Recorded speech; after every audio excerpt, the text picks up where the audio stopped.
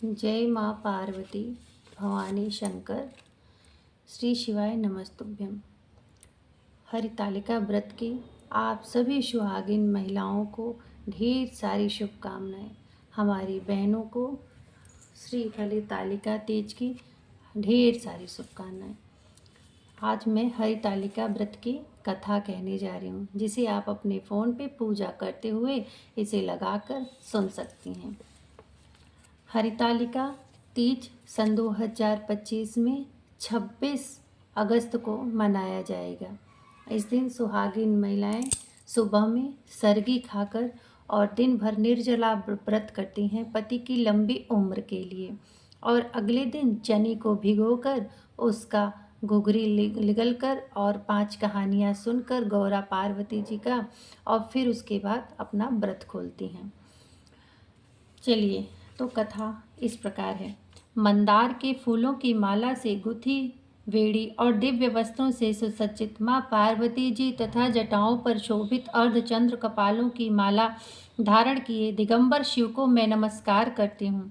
एक समय परम पवित्र भूमि कैलाश पर्वत पर विशाल वट वृक्ष के नीचे भगवान शिव, माता पार्वती एवं सभी गणों सहित अपने बाघंबर पर विराजमान थे। बलवान वीरभद्र, भृंगी, श्रृंगी, नंदी आदि अपने अपने पहरों पर सदाशिव के दरबार की शोभा बढ़ा रहे थे। गंधर्व, किन्नर, ऋषिगण शिव भगवान की विविध अनुष्टुप छंदों से स्तुति गान कर विभिन्न प्रकार के वाद्यों को बजाने में संलग्न थे।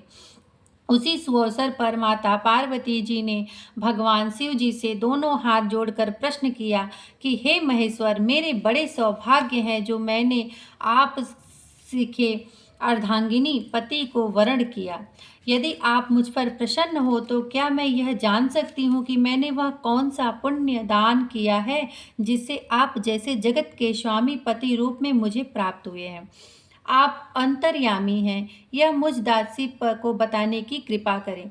तब पार्वती जी की ऐसी प्रार्थना सुनकर शिव जी बोले कि हे वरानने, उस समय तुमने एक अति उत्तम पुण्य का संग्रह किया था, जो एक अति गुप्त व्रत है, जिसे तुमसे कहता हूँ। यह व्रत भाद्रपद मास के शुक्ल पक्ष की तीज व्रत है, जो हरितालिका के नाम से प्रसिद्ध है।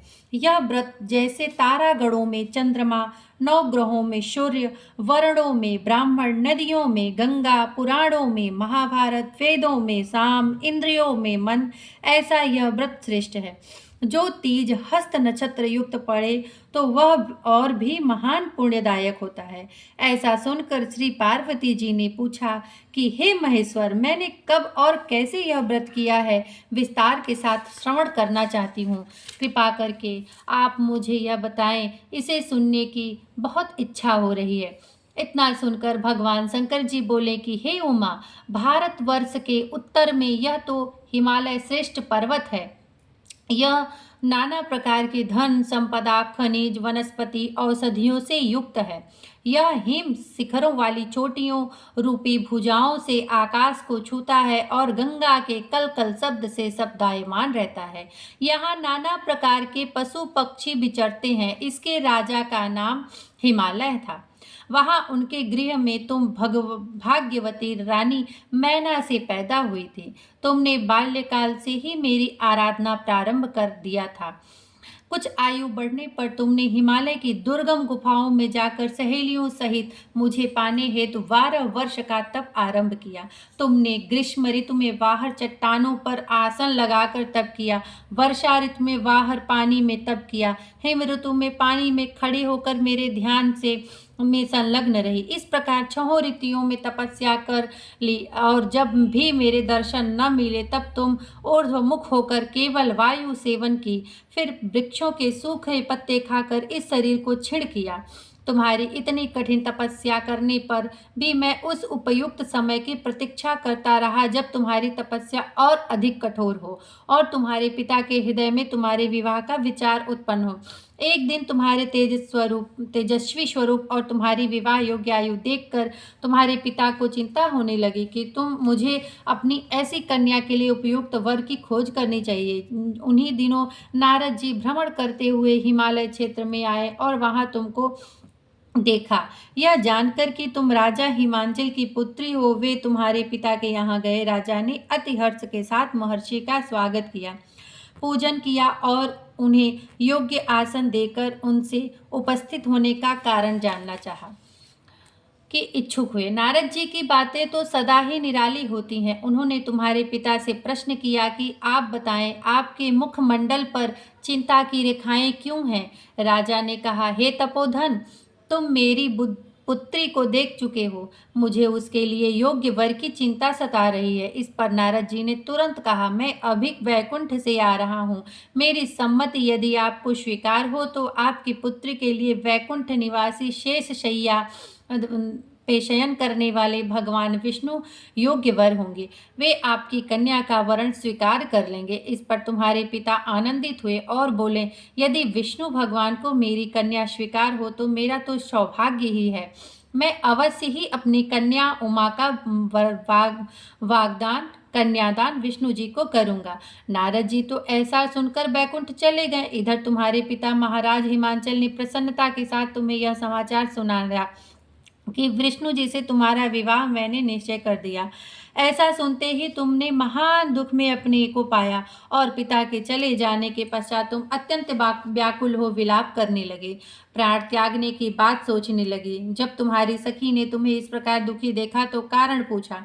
तुमने अपनी सखी को सब वृत्तांत सुनाया और कहा कि तुम जानती हो कि मैंने कैलाशपति महादेव को के लिए तप किया है और मैं उनको अपने पति मान चुकी हूँ, अतः मैं प्राण त्याग के अतिरिक्त और क्या कर सकती हूँ। तब तुम्हारी सखी ने तुम्हें सांत्वना देते हुए कहा, देवी, तुम प्राण त्यागने की क्यों सोच रही हो? मैं तुम्हें ऐसे स्थान पर ले चलूंगी जहाँ आपको आपके पिता अथवा कोई अन्य खोज न सके। वहाँ तुम तपस्या में तब तक लीन रहना जब तक कि महेश्वर प्रसन्न न हो और तुम्हारा वरण न कर लें।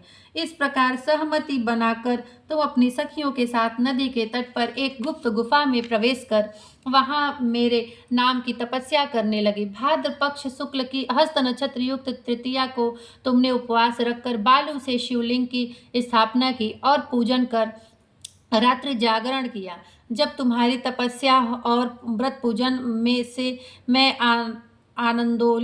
आनंदित हो गया और मैंने तुम्हें प्रकट हो दर्शन दिया एवं तुमसे वरदान मांगने को कहा। तब तुमने लज्जा युक्त हो अपना सिर झुकाकर कहा, आप सब जानते हैं, यदि आप मुझसे प्रसन्न हैं तो मुझे अपनी अर्धांगिनी रूप में स्वीकार करें।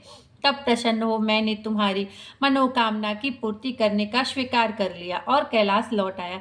इधर तुम्हारे पिता अपने घर इस प्रकार बिना कहे चले जाने पर तुम्हें बहुत खोजा गया, घर घर और वन में बहुत ढूंढा गया, किंतु तुम्हारे न मिलने पर राजा हिमांचल कहने लगे कि हमारी कन्या को कौन सा देव दानव गंधर्व किन्नर कहाँ हर ले गया। तुम्हारे पिता तुम्हें कहीं न पाकर और भगवान विष्णु के साथ तुम्हारे विवाह का वचन भंग होने की चिंता से दुखी होकर एक बार तुम मूर्छित भी हो गए, गिर पड़े। इधर तुमने अपनी व्रत अनुष्ठान की पूर्ति होने पर व्रत का पारण किया, समस्त पूजन सामग्री को नदी में विसर्जित कर स्नान आदि किया। उसी समय तुम्हारे नगर निवासी मंत्रीगण पिता हिमांचल के साथ वहां आ पहुंचे तथा तुमको सखी सहित पाकर प्रसन्नता को प्राप्त हुए। वे तुमसे लिपट कर रोने लगे और बोले, उमा, तुम बिना बताए इस भयंकर वन में कैसे चली आई?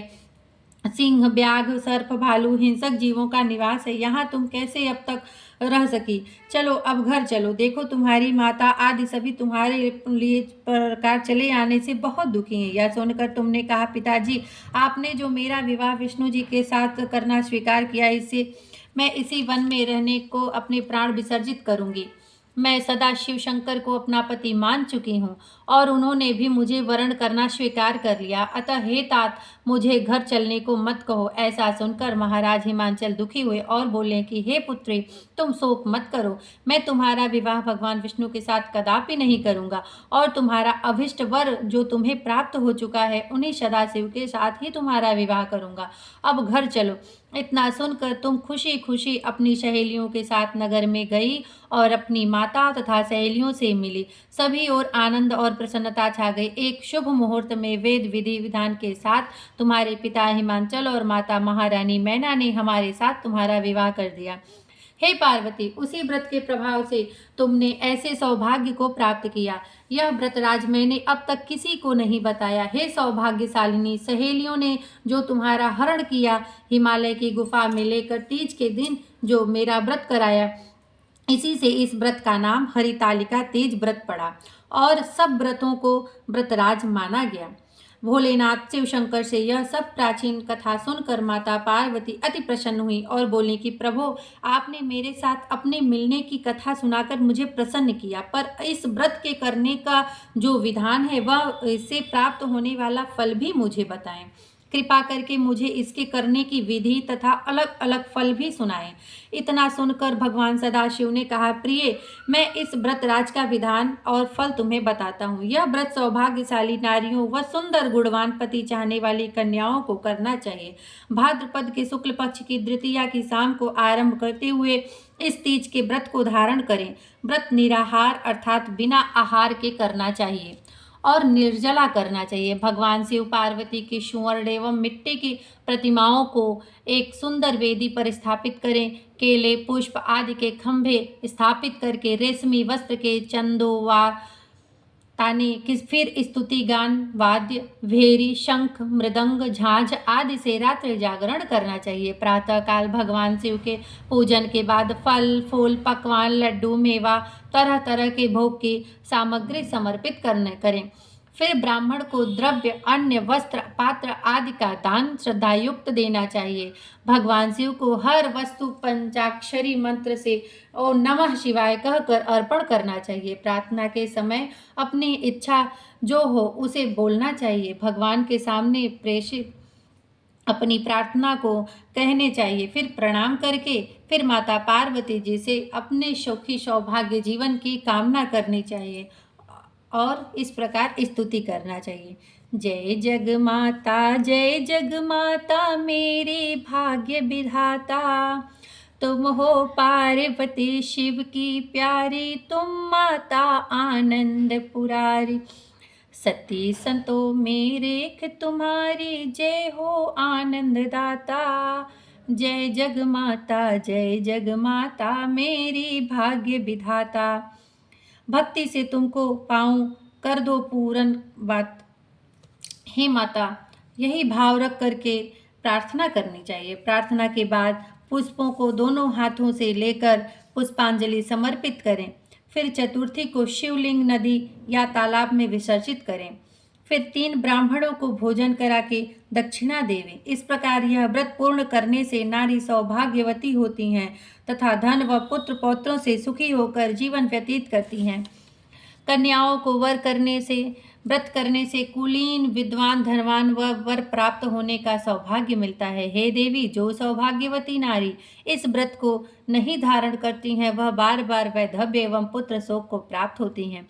जो नारी तृतीया के दिन व्रत रखकर चोरी से अन्न खाती है वो सूकरी का जन्म पाती, जो फल खाती है वह बंदरिया की योनि प्राप्त करती है, जो जल पीती है वह जोग का जन्म लेती है, जो दूध पीती है वह सर्पिणी का जन्म लेकर ग्रहण करती है, और जो नारी मांस खाती है वह बाघिनी होती है, जो दही खाती है वह बिल्ली का जन्म लेती है, जो मिठाई खाती है वह चींटी के जन्म को धारण करती है, जो सब चीज़ें खाती है वह मक्खी का जन्म लेती है, जो उस दिन सोती है वह अजगरिन योनि को प्राप्त करती है, जो नारी अपने पति को धोखा देती है वह मुर्गी का जन्म धारण करती है। हे उमा, जो इस व्रत को श्रद्धा विधि से धारण करता है वह मुझसा पति प्राप्त करता है और दूसरे जन्म में तुम्हारे समान रूपवान होकर के इस संसार में उत्तम धाम एवं सुख भोग को प्राप्त होता है। इस व्रत के करने से बाद नारियां शिवलोक को वासिनी होती हैं। बोलो शंकर भगवान की जय, माता पार्वती की जय, श्री हरितालिका तीज की जय। जय जय श्री शिवाय नमस्तुभ्यं, श्री शिवाय नमस्तुभ्यं। इसके बाद हम श्री पार्वती चालीसा का पाठ करेंगे। जयति उमा कात्यायनी अभिमत फलदातार, मात निहारों कर कृपा होय सुख संसार। भवानी चंद्रिका काली उमा गौरी महेश्वरी, शिवा कात्यायनी दुर्गा अपर्णा आर्या शुधा। मृणाली शिवप्रिया गिरिजा, हिमशुता सिंहवाहिनी मंगला पार्वती अम्बे दाक्षायणी नमोस्तुते। जय जय आदिशक्ति रुद्राणी जय जय जगदम्बिके भवानी। जय खड्गवदन गजानन माता सुयस तुम्हार जगत विख्या। दुर्गे कालरात्रि देवी कात्यायनी शुद्ध सुरसेवी। सर्वमंगला नाम तुम्हारा भक्त जनन को सुख शंभु प्रिया गौरी अरुकाली जय जय स्वाहा सुधा कृपाली। चंडी चंड प्रचंड प्रचंडित कीरति कला सकल जग मंडित। उमा क्षमा अम्बे हुतेश्वम्बे जयति अर्पणा जय जगदम्बे। ब्रह्मचारिणी मंगल रूपा हेमवती शुभ नाम यनूपा। रूपयनेक अनेक नामा भक्त जनन को अति सुखदामा। जय जय माहेश्वरी जगवंदनी आनंद भरनी कलेश निकंदनी। आदि शक्ति तुम शिव कह प्यारी रही शंभु चरणन बलिहारी। दक्ष सुता जब सती कहाई तब हूँ तुम शंकर ही विवाही। जब पितु यज्ञ तजी निज देहा रहो शंभु पद शिव अमित स्नेहा। तन त्यागत तुम यह वर मांगा शंभु चरण सोहो अनुरागा। पुनि सोई पार्वती तनु पाई हिमगिरि के गृह जन्मी आई। शिव के हेतु कियो तप भारी परम प्रसन्न भयो त्रिपुरारी। वर पायो तब शंभु सुजाना अपने हृदय मोदयति माना। कियो न कहूँ तप तुम ही समाना पतिव्रत न में नाम प्रधाना। तुम्हरो नाम सुमेरि जग माही नारी पतिव्रत धर्म निबाही। यह विधि हो ये सकल उद्धारा हो ही सहज भव सागर पा। सब जग है आधीन तिहारे पूजहि तुम ही असुर सुर सारे। महा असुर बलवान संहारन चंडे रूप कियो तुम धार।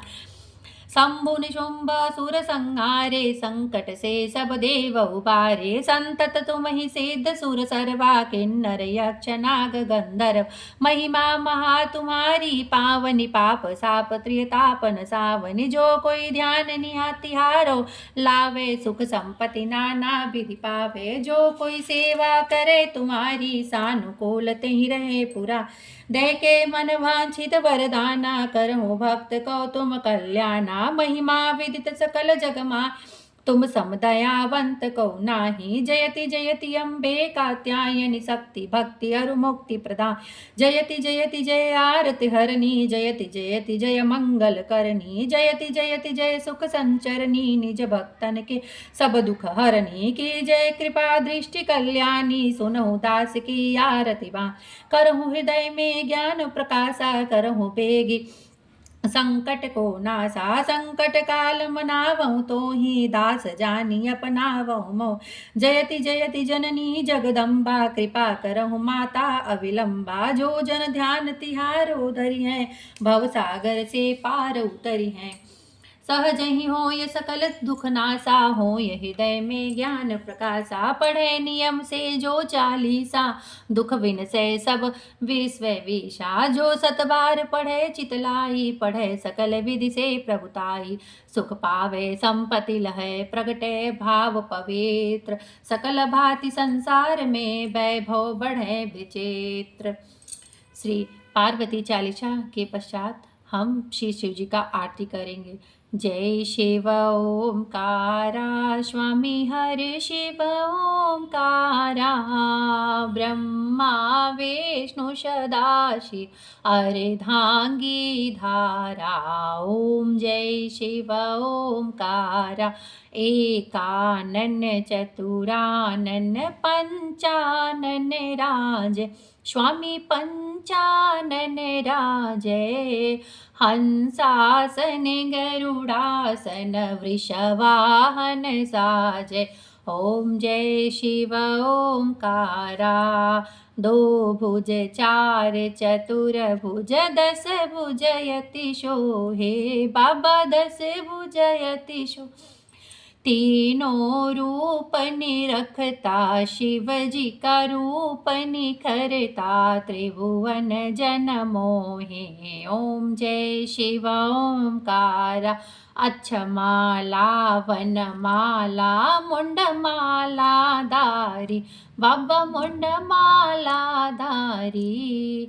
चंदन मृग मद सोहे केशर मस्तक सोहे भोले शुभकारी।